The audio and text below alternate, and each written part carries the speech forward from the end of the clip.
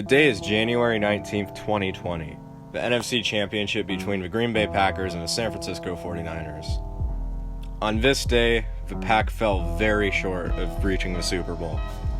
They had 0 points in the first half, combined with 37 points allowed at the end of the game. So what did the Packers need heading into the NFL offseason, which was very critical? Wide receiver and tight ends were at the top of the list. It's this simple. Rodgers, as great of a quarterback as he is, needs more than Devontae Adams, who missed 4 games last year. He's still a number 1 receiver, though. After that, Green Bay receiver and tight end wise had a group consisting of Geronimo Allison, Marquez Valdes-Scantling, Allen Lazard, Jimmy Graham, and Mercedes Lewis. Not exactly a Hall of Fame group. So need one of 3. How did they address this in free agency or the draft? Well, first, they picked up wide receiver Devin Funchess, who was injured all of last year, but has always shown productivity when he's on the field. They also picked up blocking tight end Josiah DeGara in the 3rd round. He's a blocking tight end. Keyword in that. Blocking tight end. And that's it. Oh yeah, and say goodbye to Jimmy Graham also. Mercedes Lewis is your starter. Keep in mind, they did not draft a single wide receiver in this draft class. The next need was inside linebacker. They hit on edge rushers last season by signing Za'Darius and Preston Smith, along with drafting Rashawn Gary in the 1st round. On the inside, however, their starters were Blake Martinez and BJ Goodson. Martinez had 155 tackles, but his athleticism failing in the run game made him a bad fit, especially in the crucial moments against the 49ers. I guess there weren't any because they got shelled both times. And then BJ Goodson, he's eh. So how did they address this inside linebacker need? They signed former Browns linebacker Christian Kirksey to a 2-year, $16 million deal. And I really like this move. They also drafted linebacker Kamal Martin out of Minnesota, who's another solid pickup. The Pack lost Blake Martinez to the New York Giants for a 3-year, $30 million deal. It's smart to let him go. I don't think Martinez was worth that money, even though he had a ton of tackles. The last huge need was offensive tackle. Green Bay lost Brian Bulaga, who was getting up there in age, so they countered that with signing Rick Wagner to a 2-year, $11 million deal. He's a very solid right tackle.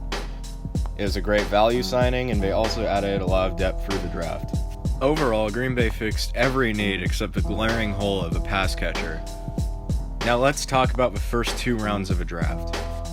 At pick number 26, with receivers like T. Higgins, Michael Pittman, Laviska Shenault, KJ Hamler, and Chase Claypool still on the board.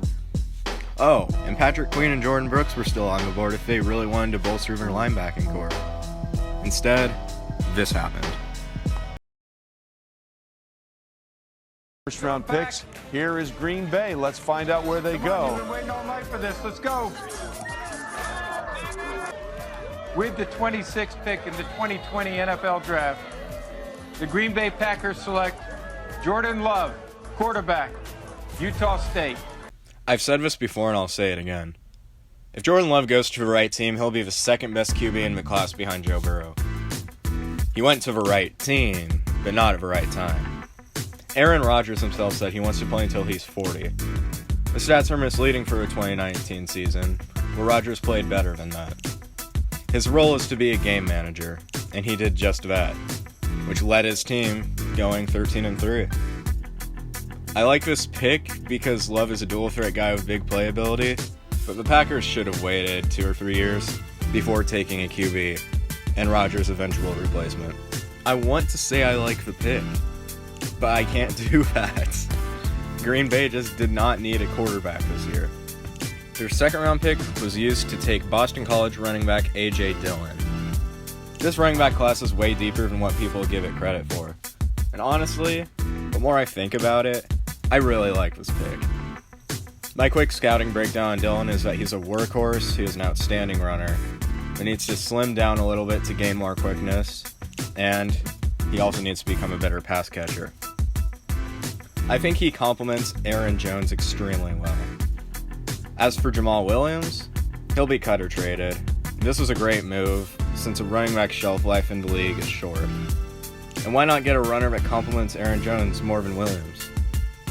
He is also in the middle of the contract here, so Dillon is a cheaper option also. Instead of giving Rodgers any sort of help, they drafted his replacement.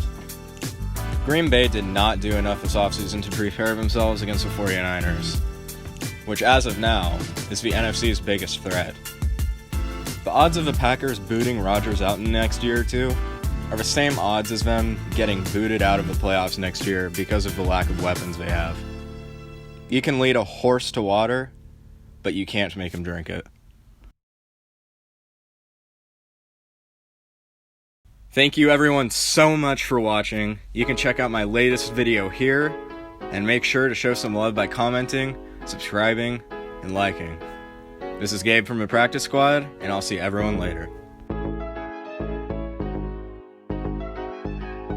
At your party with a pop it at your party with a bust down. With a beamer in the way, I take a bus down. I just saw her in the arena in the uptown. Twitter fingers up in here, get you run down.